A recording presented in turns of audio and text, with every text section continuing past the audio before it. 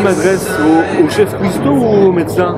On part du principe que l'aliment est le premier des médicaments, donc le cuisinier est forcément un petit peu médecin quelque part. Est-ce qu'on peut dire que vos recettes sont aussi des remèdes? Je pense qu'effectivement, on peut dire que les recettes sont des remèdes parce que manger est un acte intime et que tout ce qu'on met à l'intérieur de soi doit vous apporter de quoi faire une bonne journée et d'être en pleine forme. On nous oblige à des cuissons très longues, arriver à un certain nombre de degrés qui détruisent complètement la nourriture. Donc je suis en pleine bagarre avec les diététiciennes.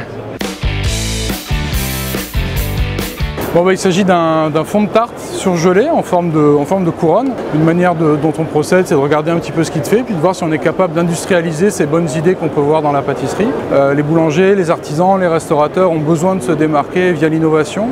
Et donc c'est ça qu'on essaye d'amener, tout en gardant toujours en tête que c'est des produits qui doivent être faciles à travailler opérationnellement. La prochaine innovation, elle est secrète, on garde ça au frais, mais il y aura des nouvelles choses à venir dans les 2 ans. La gourmandise raisonnée, c'est la juste quantité d'ingrédients pour la gourmandise, mais quelque chose de peut-être plus sain. Aller chercher le bon équilibre. Pour moi, c'est le juste équilibre.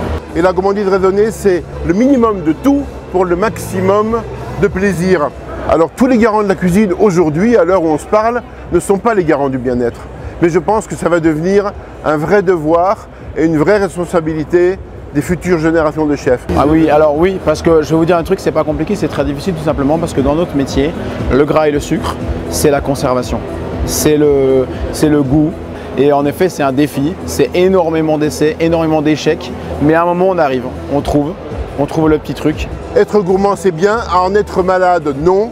On a la chance de travailler pour une magnifique marque qui nous donne énormément de moyens pour aller rechercher, faire avancer la profession. Et aujourd'hui, c'est que du plaisir et que du bonheur.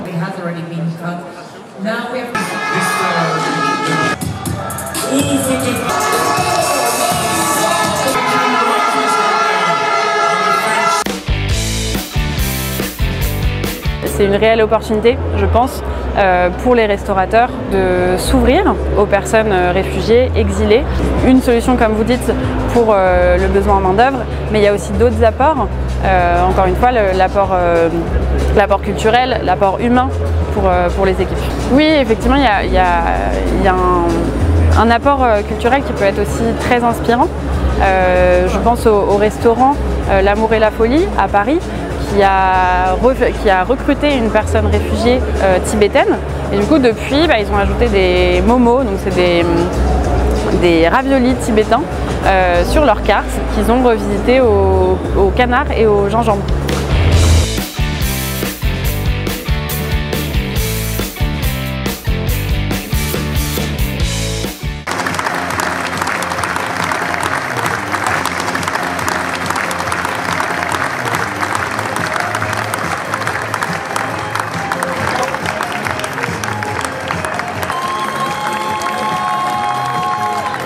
Je pense que c'est le travail qui a payé et voilà, la motivation et un petit peu de chance forcément. Il ne faut pas qu'il y ait une seule catégorie négligée, donc forcément c'est avant tout un travail d'équipe. Bien sûr, le fait d'être plusieurs en équipe, on se motive, c'est mieux que d'être tout seul. On se parle, on se motive, on se dit les choses, si ça va pas. C'est la folie, c'est 8 mois de travail qui sont enfin récompensés, c'est la folie. C'est la folie. Moi, c'est la 3e fois que je fais la Coupe de France.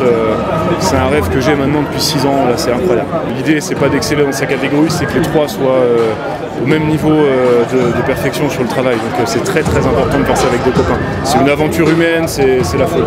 C'est surtout que du coup, ça récompense le travail qu'on a fait pendant ces mois derniers. Donc, c'est top quand ça se passe comme ça. C'est bien. Je pense qu'on a fait un travail cohérent sur la table. On avait un peu une table linéaire, c'est-à-dire qu'il n'y avait pas de moins, on était tous à peu près au même niveau et je pense que c'est ça qui a fait son effet. Ouais. Bien sûr, ouais, c'est une Coupe de France, on travaille à 3, donc si on se bloque les fours, les pétrins, c'est compliqué. Bien sûr que c'est un travail d'équipe. Ouais.